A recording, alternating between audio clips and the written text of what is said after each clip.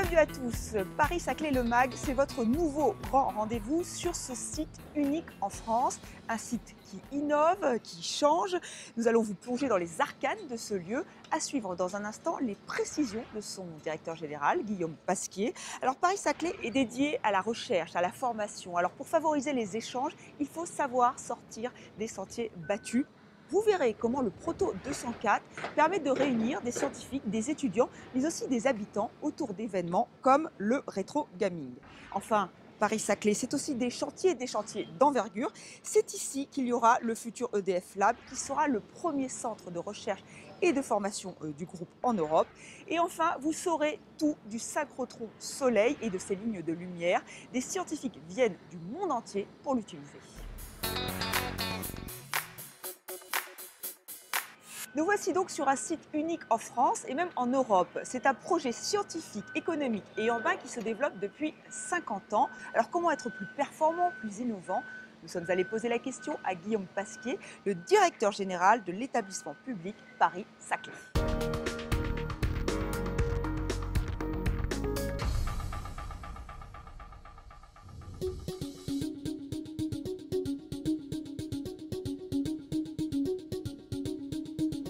Le plateau de Saclay, c'est ce vaste territoire au sud-ouest de Paris, bien connu parce qu'il est l'un des grands poumons verts de la région Île-de-France, à 15 km du sud de Paris, un territoire agricole, vert, entouré par une ceinture d'urbanisation.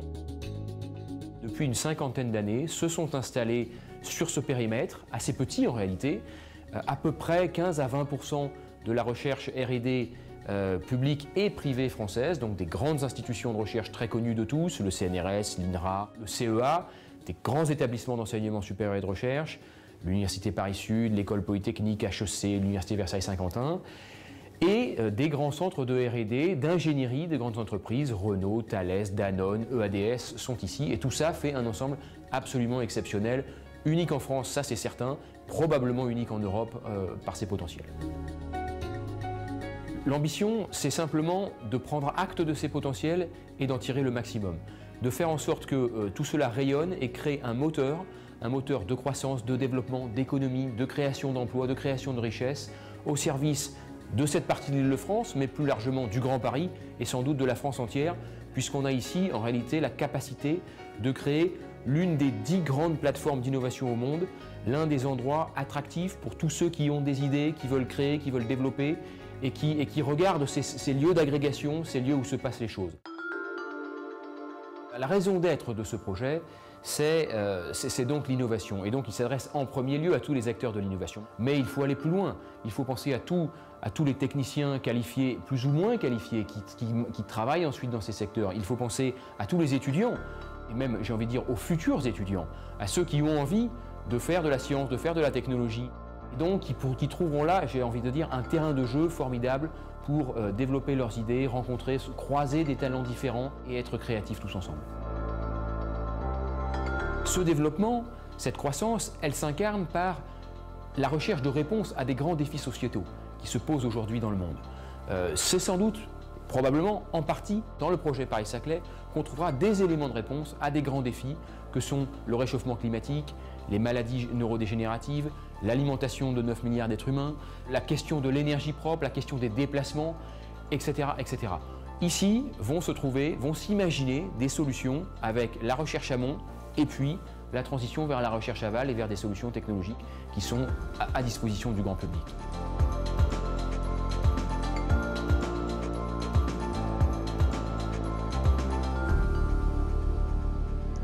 On vous emmène maintenant au Proto 204, un lieu très récent qui vient tout juste d'être inauguré. L'objectif est de favoriser les échanges dans une ambiance détendue, ludique, la preuve en images.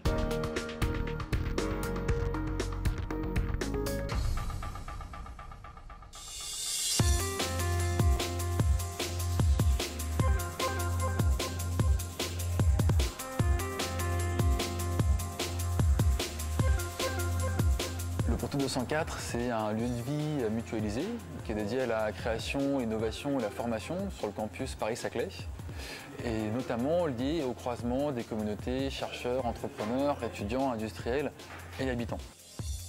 Après l'inauguration il y a 2 semaines, on a eu une remise des prix la semaine dernière autour du concours mobilité de l'EPPS. Ici, il y avait donc les lauréats, les 6 équipes lauréates du concours. Aujourd'hui, on est très heureux d'accueillir un autre type d'événement qui est lié par l'association À Poil, qui travaille sur les jeux vidéo. Et donc là, ils ont rassemblé tout leur rétro gaming, c'est-à-dire des jeux vidéo des années 90 qu'ils ont redécouvert, puisque eux-mêmes n'étaient pas allés à l'époque. Et donc ils se retrouvent ici pour s'affronter sur ces plateformes. L'association À Poil, elle a 9 ans.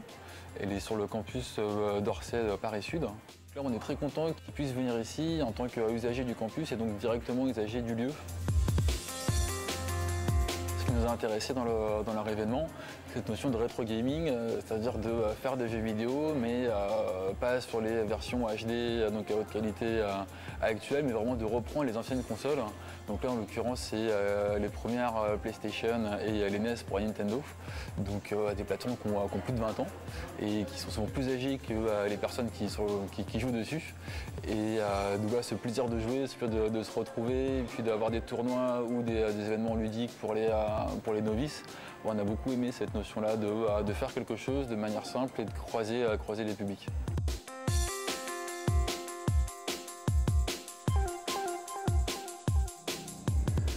Le projet Paris-Saclay, c'est aussi des chantiers d'envergure, comme celui qui se situe juste derrière moi, celui d'EDF Lab. C'est la première fois que le groupe construit un site de recherche et de formation d'une telle envergure. Il va devenir le premier centre industriel de recherche et de formation d'Europe. Il doit ouvrir ses portes en 2015. Jean-Paul Chabard, le directeur du projet du centre de recherche, nous en dit plus.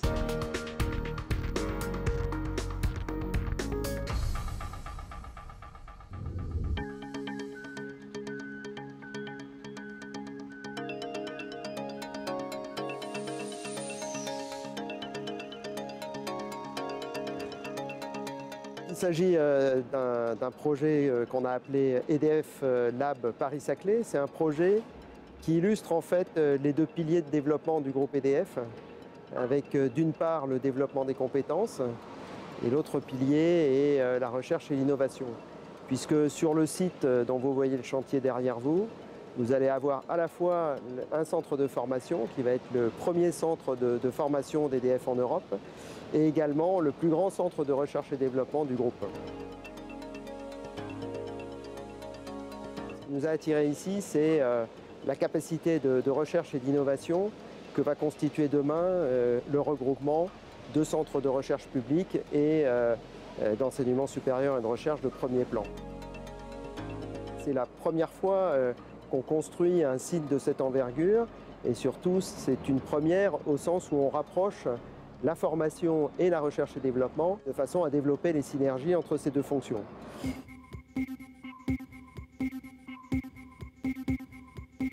Ce qui constitue pour nous également une première, c'est de s'implanter sur un campus scientifique et technique de cette ampleur-là, avec le regroupement de l'ensemble des établissements qui vont constituer l'Université Paris-Saclay. On aura un des 10 premiers campus mondiaux et ça, bien sûr, c'est quelque chose de tout à fait unique. On va accueillir ici des populations extrêmement diverses.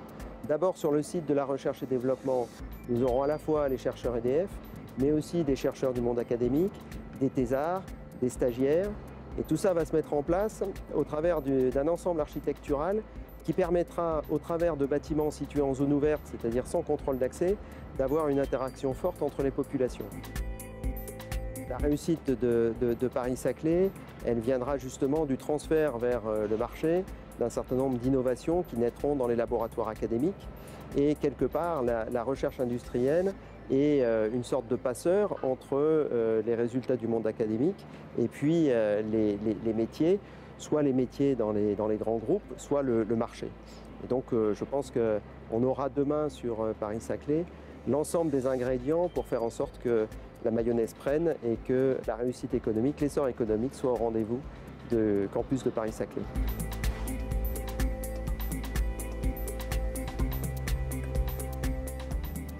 Gros plan sur le Synchrotron Soleil. Ce centre scientifique basé sur le plateau de Saclay attire des chercheurs du monde entier pour sa haute technologie. Ils peuvent faire des expériences exceptionnelles grâce aux lignes de lumière. Ces rayonnements permettent d'analyser aussi bien des antiquités que des enzymes. Et ce ne sont pas les idées qui manquent à nos scientifiques. Alors comment ça marche et pour quelle finalité? Je vous propose de regarder ce reportage.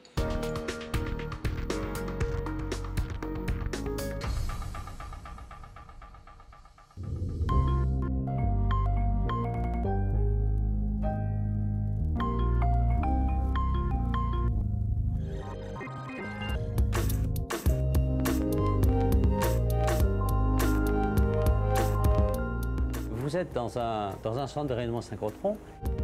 On utilise des électrons à soleil, comme dans la plupart des centres synchrotrons dans le monde, qui sont accélérés à de très grandes vitesses et à des vitesses qui sont relativement proches de la vitesse de la lumière.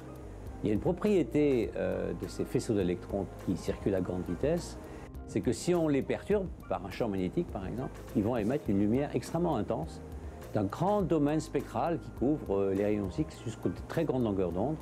L'infrarouge étant un des cas, ou les ondes millimétriques étant également faisant partie de ces lumières qui sont émises. Le synchrotron accueille des lignes de lumière.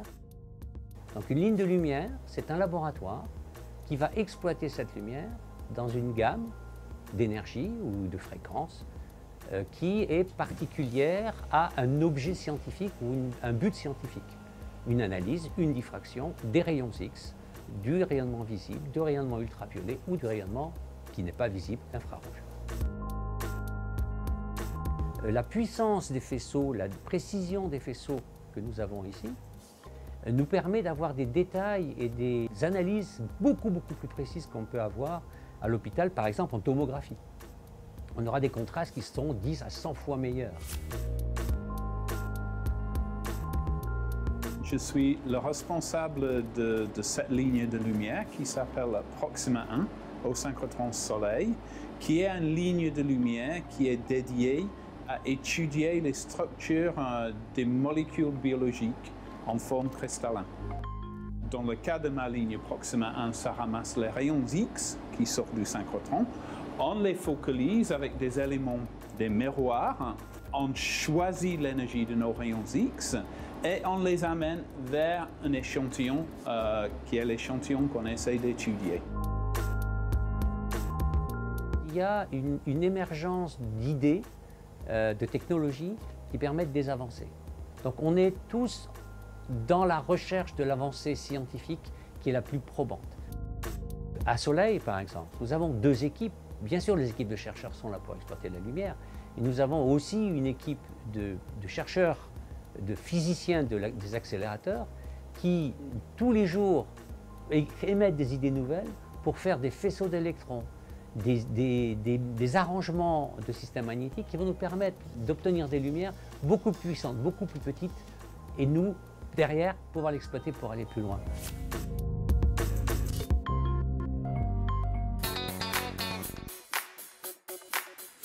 On vient de le voir, Paris-Saclay s'étend. Parmi les autres chantiers en cours, les nouveaux laboratoires de l'école polytechnique basée à Palaiseau. La première pierre a été posée le 23 avril. Ces nouveaux laboratoires permettront de développer la recherche en physique, en mécanique des fluides, en biologie, en météorologie. Alors pourquoi une telle extension? Eh bien tout simplement pour attirer les meilleurs étudiants, la concurrence mondiale étant féroce. Quelques informations en bref avant de nous quitter. Du 16 au 20 juin, le Proto 204 vous invite à participer au Festival mondial Futur en scène. Le 3 juillet, c'est le Paris-Saclay Invest, événement qui se déroule à l'ENSTA, Paris Tech, c'est à Palaiseau. Une journée d'échange, une journée pour convaincre et développer son réseau. 10 entreprises innovantes seront présentées à des investisseurs et aux acteurs socio-économiques du territoire. Et voilà, c'est déjà la fin de ce premier Paris-Saclay Le Mag. Merci de votre attention et à très bientôt pour l'essentiel de l'actualité de Paris-Saclay.